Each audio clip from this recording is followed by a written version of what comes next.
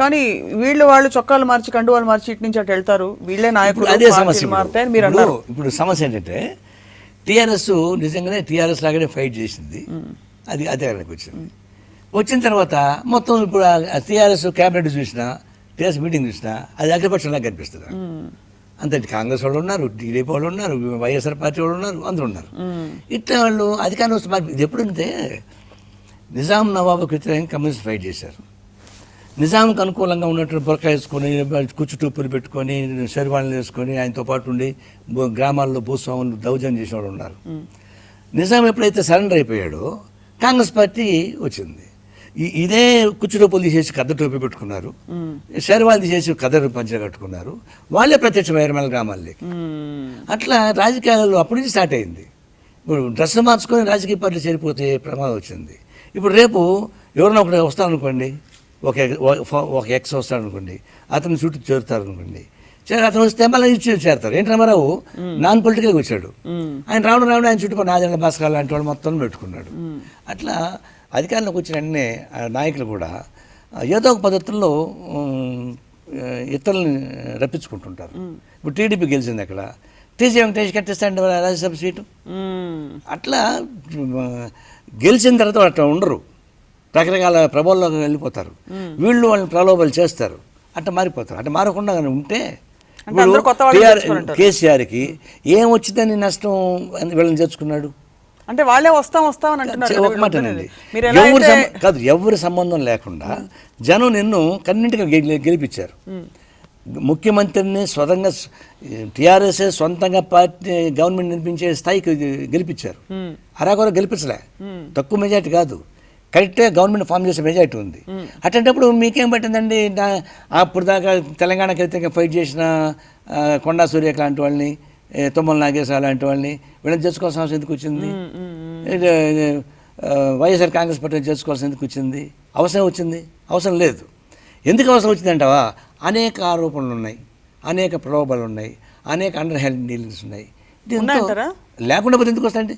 ఇప్పుడు ఖమ్మంలో గెలిచిన వైఎస్ఆర్ కాంగ్రెస్ పార్టీ ఎంపీ 180 కోట్ల రూపాయలు ఖర్చు పెట్టి గెలిచినాడు, ఎందుకు వచ్చానంటే దీనిలో అంటే ఇవన్నీ చూస్తే వీళ్ళు ఎందుకు తెచ్చుకుని ఉంటారు అసలు? ఫస్ట్ అంటే మీరు అన్నట్టు బెల్లం చుట్టూ ఈగలు విసురుతాయమ్మా, అంతే అంతే.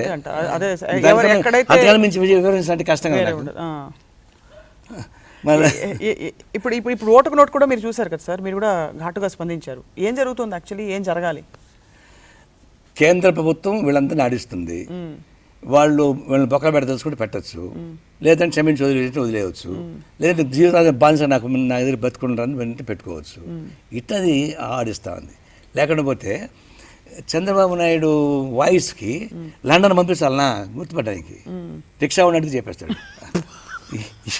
ఇది నాకు అర్థమే కాదు. ఇది మిమిక్రీ ఆర్టిస్టులు వచ్చారు కదా, వాళ్ళు చేశారని కదా, వాళ్ళ అన్నీ పట్టవచ్చు, పెద్ద కష్టం కాదు. అందువల్ల ఇవన్నీ ఇప్పుడు నయీం కేసు ఉంది, నయీంది సిట్ని వేశారు. సిట్ అంటే ఎవరు?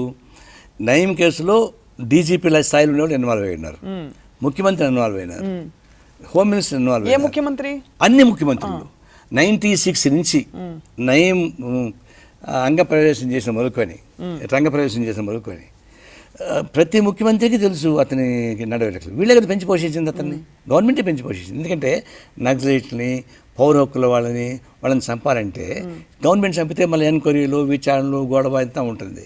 ఇట్లాంటి వాళ్ళని చేర తీసుకొని, మరి నువ్వు నక్సలైట్కున్నావు, నువ్వు వ్యాసం చంపినవాడు అతన్ని నువ్వు మా మాట వింటే నిన్ను క్షమిస్తామని పెట్టుకున్నారు.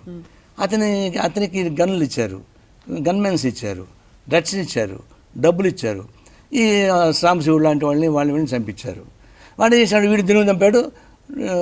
అదే పోలీస్ ఆఫీసర్లు, మంత్రులు, వాళ్ళ ల్యాండ్ డీలింగ్స్, వాళ్ళ స్వార్థం వాళ్ళు కూడా ఉపయోగించుకున్నారు. అదన్నీ గవర్నమెంట్ తెలియకుండా కాదు, గవర్నమెంట్ అన్నీ తెలుసు. అంతమంది కత్తులు సమ్మయ్య ఎట్టొచ్చాడు, అతను కూడా ల్యాండ్ డీలింగ్లో పోలీస్ ఆఫీసర్ సహాయపడ్డాడు. చివరికి అది యాక్సిడెంట్ చనిపోయాడు కాదు, బతికిపోయాడు. కానీ ఇప్పుడు ఇతను మొత్తం ఎందుకు చంపారు? కేసీఆర్ కుటుంబానికి, కేసీఆర్కి అనుకూలంగా ఉండే వాళ్ళ మీద పోయి తట్టిచ్చాడు ఇతను, అందుకని చంపారు తప్పితే లేకపోతే అంజలికి పోయేవాడు కాదు. నేను అందుకే చెప్పా, ఇప్పుడు కూడా చెప్తున్నా, నయీం రంగప్రవేశం చేస్తున్న కూడా ఇప్పటిదాకా ముఖ్యమంత్రుల్ని, డీజీపీలని, హోమ్ మినిస్టర్ని 4 టెస్ట్ చేయండి. ఆ 4 కోట్ల చేస్తే ఖచ్చితంగా బయటపడుతుంది వాస్తవాలు. ఎవరెవరు అన్ని సపోర్ట్ నయం సమాధానం తేలిపోతుంది. తేలకపోతే నేను ఊరేసుకుంటాను అని చెప్పి నేను ఇప్పుడు నిలబడి ఉన్నా. చేయమని చెప్పండి చూద్దాం. ఇప్పుడు సిట్కి ఇచ్చారు. సిట్ ఎవరు? డీజీపీ స్థాయికి తక్కువ ఉండేవాళ్ళు. డీజీపీకి స్థాయికి తక్కువ ఉండే వాళ్ళకి ఎంక్వైరీ చేయమని ఇస్తే అంతకుముందు డీజీపీ స్థాయిలో పనిచేసిన వాళ్ళ మీద యాక్షన్ తీసుకోగలడా? మంత్రుల మీద యాక్షన్ తీసుకోగలడా? హోమ్ మినిస్టర్ మీద? ఇట్లాంటి వాళ్ళకి ఇవ్వడం అంటే ఏంది? అది పులసలు పట్టమంటే ఉలసలు పడితే అండి. పులసలు కాసులు చేపలు అవి, వాటిని బట్ట మనం నెక్కిస్తే ఉలసలు పట్టుకుంటామేంది? ఇప్పుడు దాకా ఏం చేస్తున్నాడు? ఈ చిన్న చిన్న వాళ్ళని, పేద బిక్కి వాళ్ళని మాత్రం పట్టుకుంటున్నాడు తప్పితే అసలు జరుగుపోవడంలే. అసలు ఎవరు ఇన్వాల్వ్ అయ్యారో తీగ కదలట్లేదు. తెలుసు. ముఖ్యమంత్రి ఆయనకు అనుకూలంగా వాళ్ళు పెట్టుకున్నాడు. పెట్టుకొని ఆయన ఎవరి పేర్లు కేసీఆర్ అంతే, ముఖ్యమంత్రి ఆయన అనుకూలంగా సిట్ని పెట్టుకున్నాడు. వాళ్ళు ఇచ్చిన లిస్టులో మొత్తం స్క్రూటనైజ్ చేసుకుంటారు, చేసుకుని వీళ్ళొద్దు వీళ్ళని చేద్దంటారు అంతే. ఆ ప్రకారం యాడ్ చేస్తూ ఉంటాడు. కేసీఆర్ నొస్సులు ఆడిస్తూ ఉంటే ఇంచే ఆడిస్తుంటుంది. అది నడుస్తుంది. అందుకని మేము ఏం చెప్పినాము, ఇది మాకు నమ్మకం లేదు, సిబిఐ ఎంక్వైరీ చేయమని చెప్పేసి కేసు పిల్లేశాను. సోమవారం రావచ్చు, ఈ స్థాయి సరిపోదని చెప్పేసి అని. అందువల్ల ఇప్పుడు నిజాయితీ లేకుండా పోతే ఎట్లా కంట్రోల్ చేస్తారు? రాజకీయాలు నిజాయితీ లేకపోతే సమస్య వచ్చింది. కానీ ఒకటి సార్, ఇప్పుడు అందరూ చెడ్డవాళ్ళ, అన్ని రాజకీయ పార్టీలు కలుషితం అయిపోయాయి, అందరు పాలసీస్ ఒక కమ్యూనిస్టు తప్ప. ఇప్పుడు రాజకీయ పార్టీలు పనిచేసే కార్యకర్తలు అందరూ చెడిపారని నేను చెప్పడం లేదు, కానీ రాజకీయ పార్టీ నిర్వహించే వాళ్ళల్లో సమస్య ఉన్నమాట వాస్తవం. లేకపోతే ఒక శబ్ద, ఇప్పుడు టీఆర్ఎస్ ఎగ్జాంపుల్ అంత ప్రమాణంగా వచ్చింది, అధికారంలోకి వచ్చినాక ఆ ప్రవర్తన ఏంటి? డిఫెక్ట్. ఒకప్పుడు టీఆర్ఎస్ వాళ్ళు డిఫెక్ట్ చేస్తుంటే వైఎస్ రాజశేఖర రెడ్డి నెత్తున్నోరు పెట్టి కొట్టుకున్నారు టీఆర్ఎస్ వాళ్ళు, మా పార్టీ వాళ్ళని కొనుక్కొని పోతున్నాం అని చెప్పేసి అని. ఇప్పుడు టీఆర్ఎస్ వచ్చిన వరకుని టీడీపీ వాళ్ళని మొత్తం అని కొనుక్కుంటున్నారు, లోపల పెట్టుకుంటున్నారు. ఏం నైతికత అని.